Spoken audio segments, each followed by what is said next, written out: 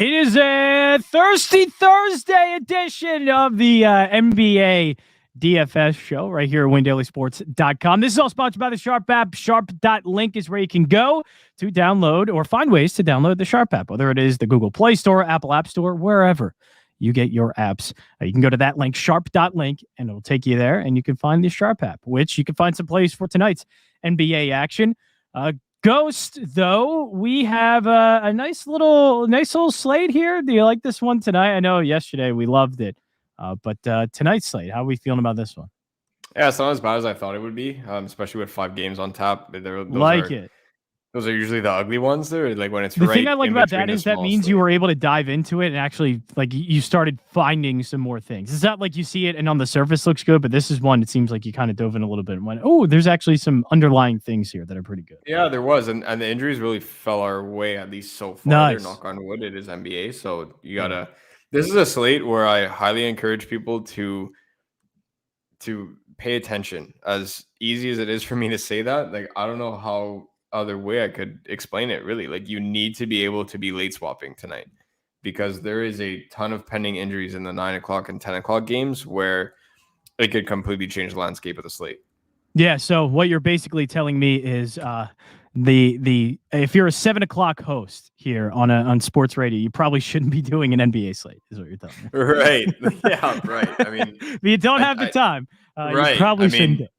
Yeah, like it just there is so much injury news that's pending, and there's some guys that people have been having them out all day and they're not on the injury report. So I don't know where this information is coming from. I love that. Like a guy like that is Rudy Gobert for me. Every other site has him marked as out. I've had him in all day. He's not on the injury report. So I get it. DK said that he's not playing tonight. DK's not the Utah Jazz official injury report. So I don't know what to tell people. Like I'm not saying go out there and lock in Rudy Gobert. Like, no, that's not what I'm saying. Lock in Rudy Gobert. I don't even zero roster percentage. Right, get Rudy Gobert in your line. Right, like I don't even want to play him tonight. But it's like, again, that's the kind of information that we're dealing with tonight, which is a ton of misinformation. Yeah, which is weird. Is LeBron actually out? Can LeBron we make sure is that? out. Okay. LeBron's is out. LeBron's confirmed out. LeBron's confirmed out, so you already know where we're starting tonight. What are we doing with that then? Because Westbrook, Davis, and James were all 10K going into this slate, and now one of them is out. So does that mean we go with at least one of these 10K Lakers guys? I'm putting both. Both? Yeah, I'm putting both. I've been giving a ton of different perspectives on the Giannis and Luka slate. I didn't play either one, and that worked out. That worked out so well. Oh my gosh, that worked out so well. And I said on the show, I just need Giannis to hit under 65. I think he hit like 50, like mid to low 50s, right? And that's exactly what we needed because we had loved a ton of guys in the 7 to 8K range, and that's what won that night. So tonight I'm doing the polar opposite. I am playing both Russell Westbrook and Anthony Davis. But if you only want one, that's okay as well. Just be aware that when you fade somebody with 65 plus point upside, which both of these guys have, you are playing with fire. So on a slate with little to no value, at least viable value, it's it does end up getting a little tough if you're going to the mid-range here today, because I don't really see many of these guys popping off with the way that a lot of guys are priced up. So I do like a ton of mid-range guys today, but I don't know if it will outscore the studs, and personally, I'm leaning to no right now. I do think that Stars and Scrubs will win today's slate. I like that. So we got the Stars in there. The Scrubs, I think, is going to come from one spot, but the thing is, there is a bit of it's not an official like COVID outbreak, but there's been a couple of Sixers players that have gone on the COVID list, and they're testing the entire team today because I think even more Isaiah Joe went on there. That's your boy. Yeah, so look, this could be one where we get, like you just said, you have to be kind of there ready to go to make lineup changes, because I imagine the Sixers Detroit, I don't know if it's a large spot we're going to go to, but on a 5-game slate, you probably do want to take a couple of these guys since Tobias Harris is going to be out and Danny Green also going to be out, that you could find. Maybe, again, we can go to Niang in this one or someone like that. But obviously now you kind of have to pay attention to who may be out in this game. Right. Like, obviously, Thibault is a guy that will end up with more steals than PRA most often than not, but fantasy points is fantasy points. So I'll end up taking a chance on a guy like Thibault. Just again, he's likely to be 40% roster today, and that's really gross. So there is a ton of value to be had in this game. Cade Cunningham is likely going to be the highest roster player again, honestly, even though he's shot like 1 for 1,000 in his first 2 games. And personally, I don't care about how bad he's shooting right now. He's 2 games into his NBA career. Guy's a certified stud, and the volume is there, which is what we chase in the early stages of the NBA season. 2 weeks is simply not enough for somebody to get hot or go ice cold. So that's what it is. I really do like Cade Cunningham at 4K, even though he is going to be highly rostered. If it allows me to get Russell Westbrook and Anthony Davis, I will do it. So it's Thibault, Thibault. I know you mentioned. I don't. And Niang. Are we going Niang? Can we please go Niang? Yeah, and I know you texted me yesterday saying, "Can we please play Niang? Can we please play Niang?" I actually don't mind. No, I just mentioned that because he has been going off lately. So is this one where maybe too many are going to go on him? Maybe his price has gone up to a point. I mean, it's only 4,400, so it's not like it's a lot. But since he has gone up, is he going to be too easy to go to, or is some people are going to make it that way? Kind of is, but at the same time, there are a ton of options there. And for me, what makes it really interesting is the Phoenix news, which I'll talk about as we go down the ladder towards the later games on the slate. But and I said that he played 31 minutes against Portland, played a shade over 31, where it rounded to 32 against Chicago, taking high volume shots, taking a ton of threes. Like that's exactly what his game is, right? And the thing with a guy like this is that if his shot is not dropping, boy, oh boy, can it be ugly. Yeah. So if you're looking for a reason to not play Niang, it's exactly that. You got to hope that his shot is not dropping. Yeah, it's volatile because it's one thing. Right, because his point, like the guy dropped 18, 3 and 1. He's not dishing the rock. He's not a playmaker whatsoever. And he doesn't need to crash the glass. And especially if Joel Embiid plays in this game, which it sounds like now he is. So why would Niang need to crash the glass? He's running up and down the court to the corners, right? So that's exactly what he's going to do. So paying 5.9 for Seth, man, it's too steep. I know. Yeah. That's why I just wanted to bring it up because I mean, it's been a couple of 30-point games here. He's been good, but as you just mentioned, it's price is going up. Yeah. Like I played him at 5.2 in the first game of the 2 that you just pulled up there. I think he dropped like 34 DK or something. And at 5.2, that made way more sense. Like, you're going to tell me, man, it's only $700. Like, why are you complaining? Yeah. But when it comes to a guy like Seth Curry, $700 means everything in the world. Because you're like paying 10.2 to 10.9, 11K for a guy like Russell Westbrook doesn't matter. Whether he drops 55 or 60, that's not going to make or break your lineup. When you're playing a guy like Seth Curry, that means you're not playing a guy like Anthony Davis or Russell Westbrook. What it does to your overall build, I just don't like the way it looks tonight. So that's the point that I'm trying to make here. It's not that Seth Curry can't go for 6 times his price. It's not that Seth Curry can't drop 35 DK, 36 DK, 38, 40, whatever it ends up being. Right. It'll still be a good game from Seth Curry. My issue is that what it does with your build is not the direction that I want to go tonight, because if you play him with both Davis and Westbrook, based on position needs, it gets really ugly, and you're punting with guys like Kenyon Martin, I like Kenyon Martin. Right. We'll talk about that Houston rotation a little bit. I like that individual play. But again, my point there is that you'll have 5 Kenyon Martins in your lineup. You're not just playing Kenyon Martin. You're playing 5 of them, right? So that's where I don't really like the lineup construction that it leads to with Russell Westbrook and Anthony Davis, which is why I opted for Cade Cunningham at nearly $2,000 cheaper. Yeah. I know Seth Curry, it should be fine, and we're seeing Embiid still a game time decision. Would that change anything if Embiid was out? I'm not expecting him to be out, but would that change anything? I think the hard part is it doesn't change much because it still is exactly what you're saying of still it's 5.9K, which is a little bit too much in a spot that would be taking up a valuable roster spot in the lineup. And so again, you'd be punting still with a 5K. Right. If you are doing that, which I have a backup plan build just in case, I would just go Andre Drummond at 6,500. Like, you need to play Andre Drummond at 65. So at that point, it would be Russell Westbrook, Anthony Davis, Andre Drummond, and then value plays everywhere, which you have to be comfortable with that, because you will have a ton of value plays. You will have 5 value plays in your lineup, and you need to understand that if they miss, if one of them misses, you're likely, you're likely being scared of not finishing first, not finishing the cash. You have Russell Westbrook and Anthony Davis and Andre Drummond who will combine for 150 DK.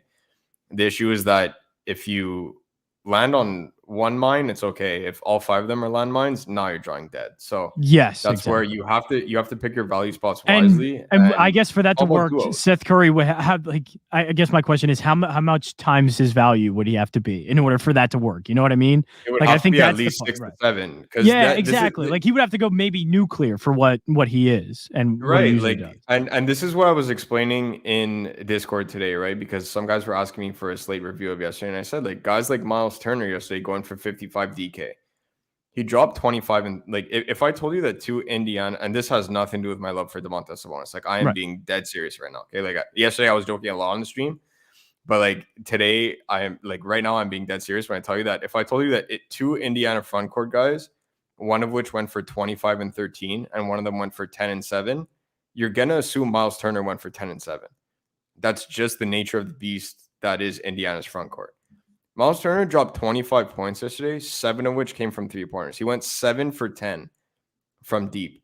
Miles Turner averages a half of a 3-pointer made per game in his career. He does not shoot threes.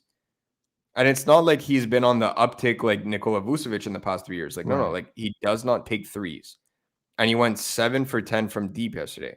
21 of 25 points coming from behind the arc. He had 0 points in the paint. That's a 0. Fluke. Such a fluke. Like, this is something where if you're expecting him to do that next slate, you are in for a rude awakening because this guy does not take threes. Yeah. Right. So that's where, again, it's all about duos and what this mid-range duo does for you versus a guy like Russell Westbrook, Anthony Davis, and a value play. Because you know that Russell Westbrook, Anthony Davis have that ceiling. Whether they hit it or not, that's what you need. That's all in the risk of playing stars and scrubs. But when a guy like Giannis Antetokounmpo drops 70, 75, 80 Draftkings points in a night, if you think you're taking on a tournament by fading him for 2 mid-range guys, it's not happening. How accurate is this statement? Pretty accurate. I really like Jordan Clarkson tonight. We'll move to that game because I really like Jordan Clarkson tonight. Yeah, we'll do that. That's funny. A lot. So yeah, why do you love Jordan Clarkson? The volume has been ridiculous for Jordan Clarkson off the bench. And he has these nights where he shoots. I think last game he shot 1 for 13. 1 for 13, yeah. You're not expecting another 1 for 13. Man, when you look at these volume attempts, it's the same thing I've been saying about Tyler Hero forever. Like, name me another player that comes off the bench and takes 16 shots a game. There's barely, like, there's more than, I would say, 40% of starters in this league don't take 16 shots a game. And now you get Jordan Clarkson coming off the bench playing 23 to 25 minutes, and he's taking 16 shots a game. That is it is the typical example of what I always say. We want 6 men coming off the bench with that Jordan Clarkson-esque role. That's exactly why I use him as that example all the time, is because Jordan Clarkson is exactly that. He comes off the bench, he gets the ball in his hand, and nobody else on the court exists. Right. It is and Jordan imagine you Clarkson, have one of those nights where he actually hits like over 60% of those shots. Well, that's it. Now people are going to go look at their game logs because you know the way that people build lineups. They're going to check game logs and then say, oh, this guy sucks. Right. Without knowing what NBA DFS really entails. And when you're talking about a guy like Jordan Clarkson, 16 shots a game at sub 5% roster tonight on a 5-game slate, a high-paced Atlanta team, like, man, it's really enticing. You have Donovan Mitchell that's somewhat hobbled. He played fine yesterday in the second half. I expect him to play tonight. But it doesn't change the role for Jordan Clarkson. And when he comes off that bench, he just attacks the basket with every single possession that he's in. So on a slate where you really have to get different because everyone's playing Westbrook, everyone's playing Davis, one of the two. We don't know how many people are likely going to play both together. I know I am. But again, you have to get different elsewhere in your lineup, and playing a guy like Jordan Clarkson over Seth Curry would certainly be like, if that's the route that you're taking, where you're playing a guy like that's $600 less. Like, and yeah, he's getting just as much volume. Yeah, right. Like if you're like, for me, it's I call it the green checkmark syndrome. where people are obsessed with having starters, 8 because they think green starters check equals marks. minutes when that's not Exactly. And always that is case. the polar opposite of what NBA DFS is. Starting does not equate minutes on any rotation whatsoever. Ever, ever, ever will a starter be guaranteed minutes. There's no chance. And if you need an example, look no further than Kevon Looney yesterday. Again, starts, and Kevon Looney's been averaging, I don't have the exact number in front of me, I would say it's probably 15 minutes a game. And he starts for the Golden State Warriors, arguably the best offense in the last decade, let alone this year. So PJ Tucker starts. Exactly. That's another good example. That's right. That's a good one. But yeah, you also said Houston. That's just so what it is. So I'm interested in what in Houston that you like. I do. So if you're not going with Anthony Davis, but you still want another, 8K guy to pair him with, you don't really want a ton of Seth Currys, et cetera. You want to take a different route, a similar route, but a little bit different because you don't want to go all the way up to Anthony Davis. Christian Wood is in a great spot against DeAndre Ayton if he plays in this game, which I'm going to talk about in about 30 seconds. But Christian Wood, his volume has been bonkers, and he is going to be alongside Kevin Porter Jr. and Jalen Green, the future of this Houston Rockets team, right? So he's that guy that has a couple more years of NBA experience under his belt, and he was really good out in Detroit, and now he's finally getting a chance to showcase his real talent out in Houston, leading the team in usage rate, leading the team in virtually every statistical category that there is on offense. So I really do like Christian Wood. And now with Daniel Tice out, my boy, which I mentioned for a very long shot of Rookie of the Year at plus 2,200, Alperen Sengun, is getting the start for Houston. So last start played just over 26 minutes. It was a hair over 26 minutes. We'll call it 27 if we're rounding up. And getting a one-on-one matchup against DeAndre Ayton is amazing for Alperen Sengun. Now, I understand that we just talked about Christian Wood usage, and they're going to say, well, how can you play both together? They're not exactly negative correlated. Again, I wouldn't encourage people to play both together. But Alperen Sengun, if you're looking for that punt center, is certainly in play today at 4,100. And as is KJ Martin Jr. At 3,600, who is likely going to come off the bench. Likely see around 20 minutes there for Houston with, again, Daniel Tice being out. They are going to go small ball, and you can't do that against Phoenix. And then on the flip side, in the very same game, DeAndre Ayton, who sat out on Tuesday, remains questionable for this one. So this is when I was saying about late swaps and pivoting from guys that you don't necessarily want to eat high rostership numbers, etc. Both Frank Kaminsky and JaVale McGee, I'll put them both in the same category. I want to put JaVale McGee above Frank Kaminsky, but realistically, they're both in the same category. Both were uber efficient on Tuesday.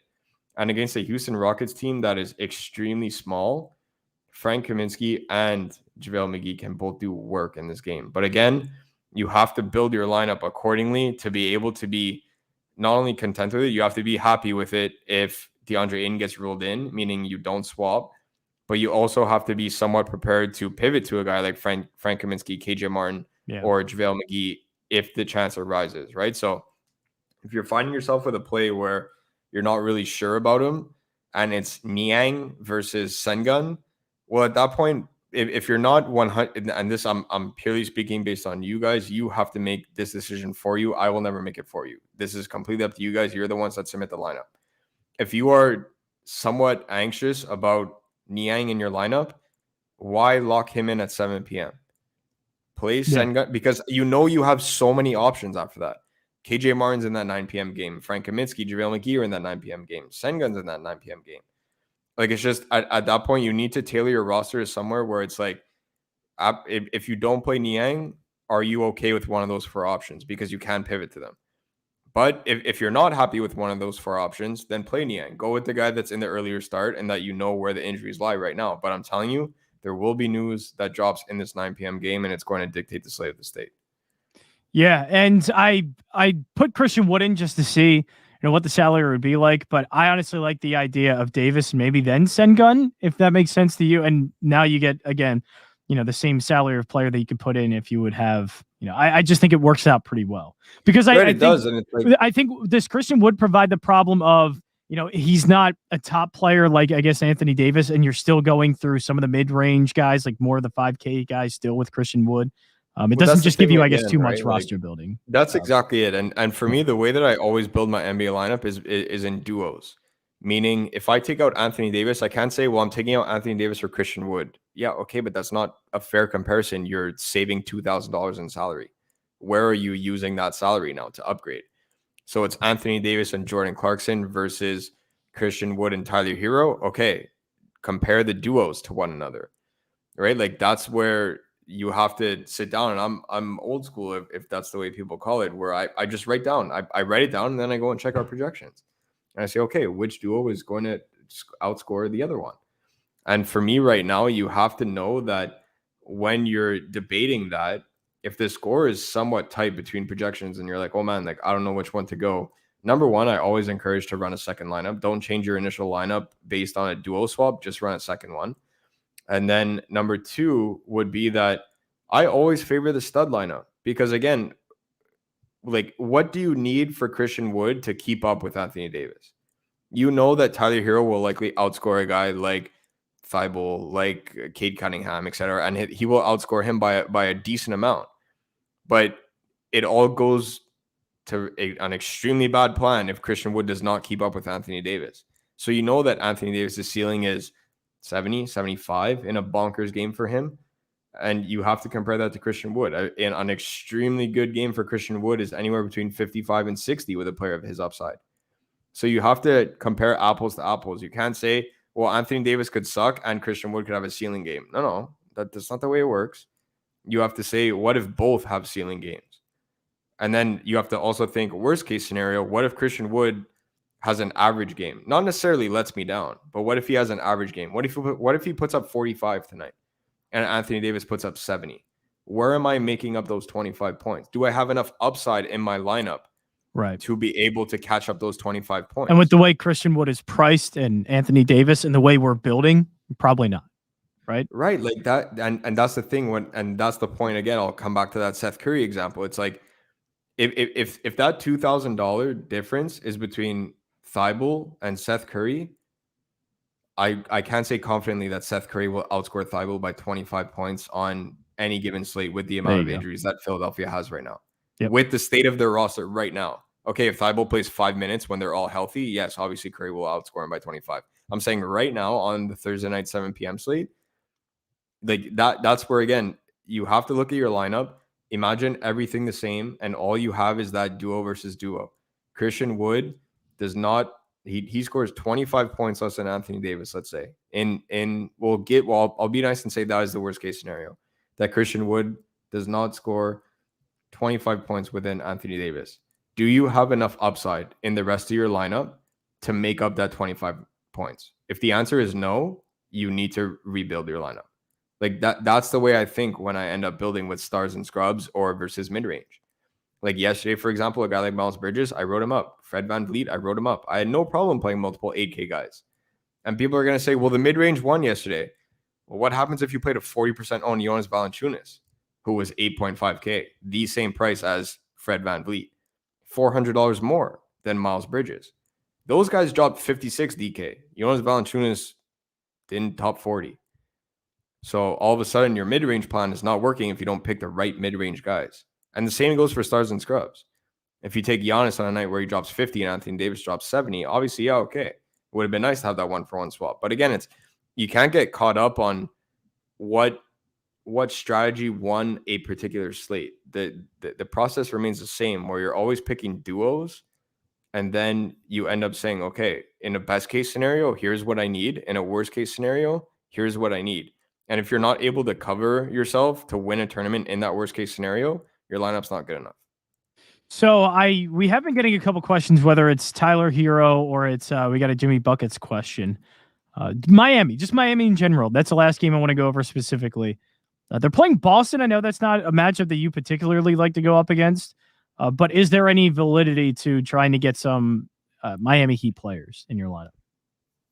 I don't mind Jimmy Buckets tonight, but again, at 96, it's like I can't play him. Like the question remains.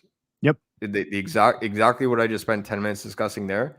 If I'm saving $1,000, not playing Anthony Davis to go to Jimmy Butler, who's that player that I'm getting? Like, what is that duo swap? That's where, again, do I like Jimmy Butler? Yeah, I like Jimmy Butler on virtually every slate. He's a very good basketball player. He's all right. Like I would probably put him in the top 5 MVP conversation right now. I would rather keep Ben Simmons on my team over him, but I would put him top 5 MVP vote right now. Would you really? In a very, very early season, if I was handed a ballot, if the season ended today, I would put Jimmy Butler in my top 5. That being said, it's, again, you not can't Tyler play Hero. him. No, I would give him 6th man of the year and most improved player, which I have the clipped on my phone. We got to post that because that was pretty bonkers at plus 6,000 for Tyler Hero to win 6th man. He looks all right at the moment. He looks pretty good. Yeah. Right. Like that, again, do I like Jimmy Butler? Yeah. To answer the question, yes, I do like Jimmy Butler, but you can't play him with Russell Westbrook and Anthony Davis. So again, I'll re-ask the same question. If I am not playing Anthony Davis and I am going to Jimmy Butler instead, who's that player that I'm upgrading for $1,000? And will he be able to cover the difference in scoring that Jimmy Butler and Anthony Davis will have? Thank you, Adam. I appreciate that. That is the key question you have to ask. Do you like this guy tonight? Do I like this guy tonight? Yeah. There are plenty of guys that I like tonight. It's all about duos, especially on a slate like this, especially on this slate. Because if you are playing a guy like Jimmy Butler, if you are playing a guy like Bam Adebayo, if you are playing a guy like Christian Wood, all good plays. Chris Paul in the same conversation, all good plays. You can't play one of Russell Westbrook or Anthony Davis with them.